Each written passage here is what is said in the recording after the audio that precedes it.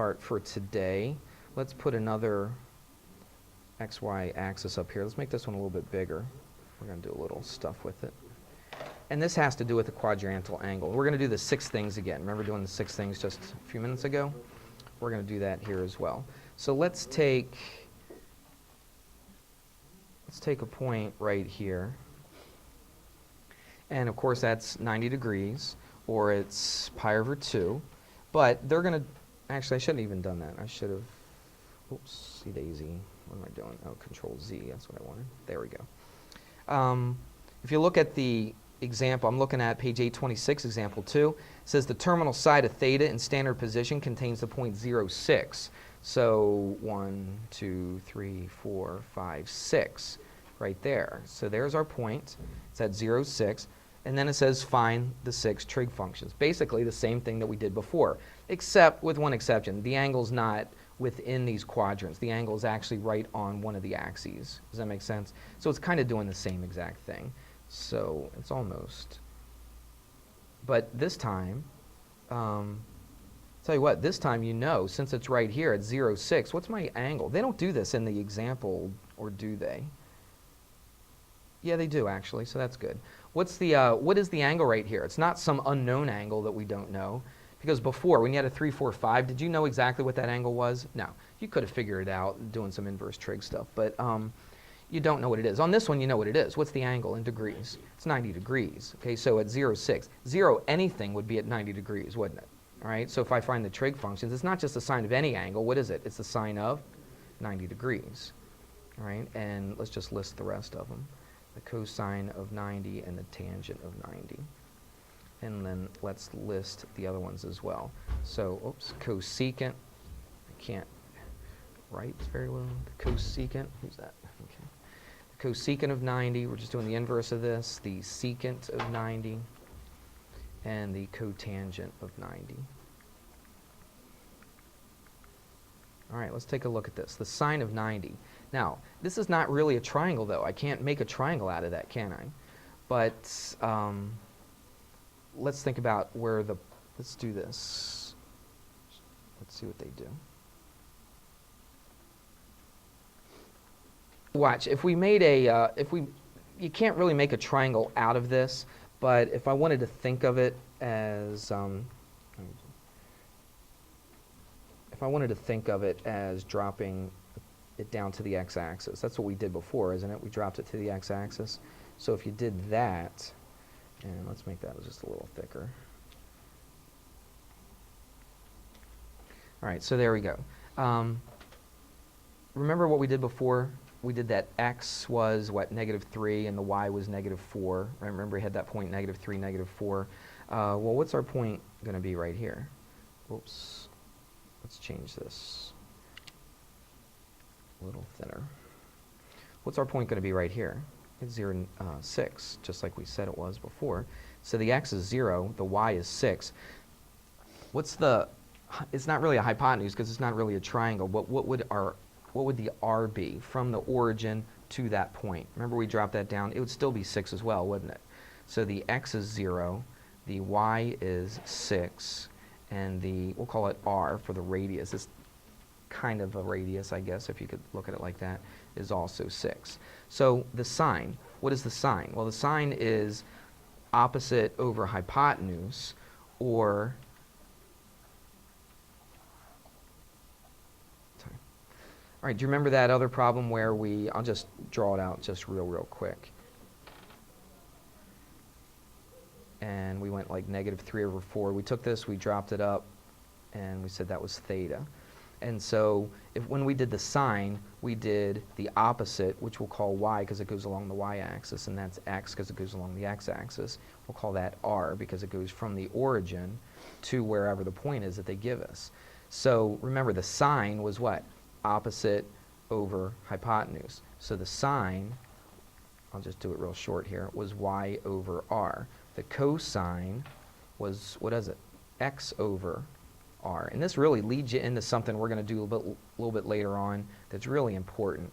But they're not covering everything in this section, okay? They're just kind of, this is all preparation is all it is. The tangent is opposite over adjacent, or y over x. And we have a lot more to talk about later on. So let's come back up to here. So the sine of 90 is what? It's y over r. So it's 6 over 6, which of course is 1. Punch that in a calculator. Put the sine of 90 in there. See what you get. You'll get 1. What about the cosine of 90? The cosine is x over r, or 0 over 6. What's 0 over 6? That's 0. What about the tangent of 90? Okay, the tangent is y over x. So it's 6. Now this is a little strange. It's 6 over 0. What's 6 over 0? It's an error. It's undefined, isn't it? Empty set, null set, whatever you want to call it. Doesn't exist. Put it in a calculator. Put tangent of 90 in there, and you'll get an error. Okay, it does not exist, all right, because of this thing right here.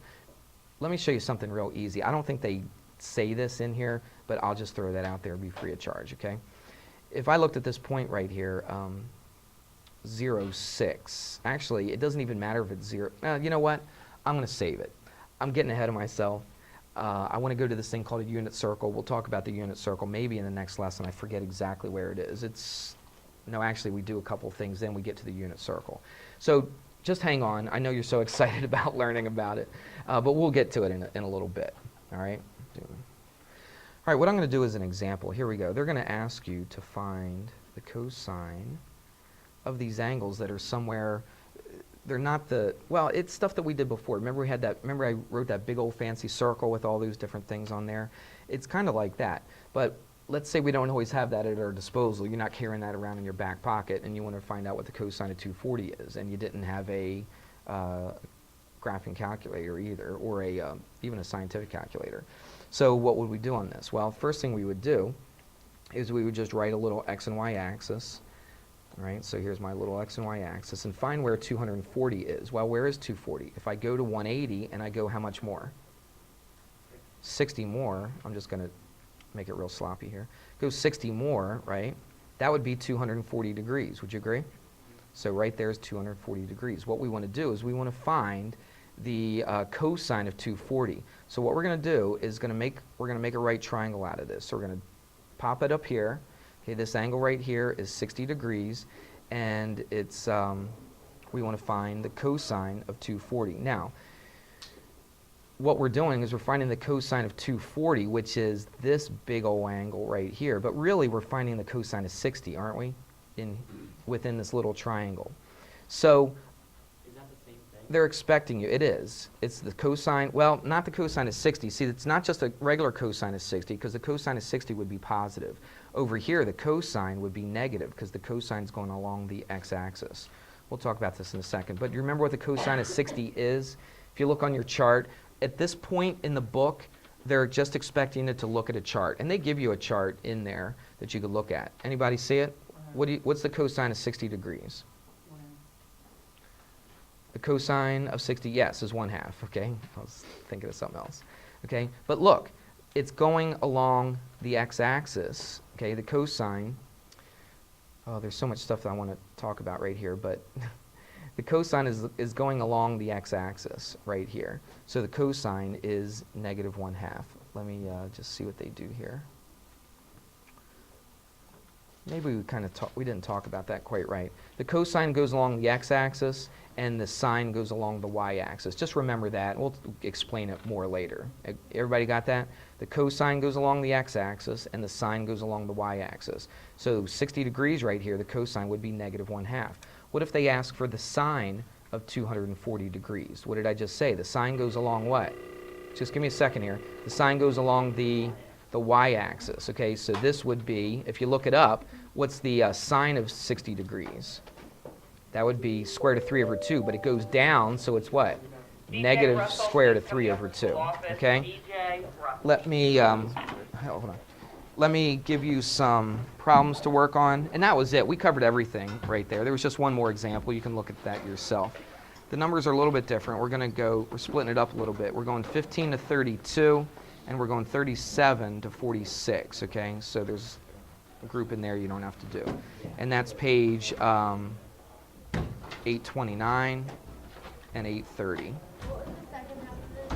Right there, it's 37 to 46. 15 to 32 and 37 to 46.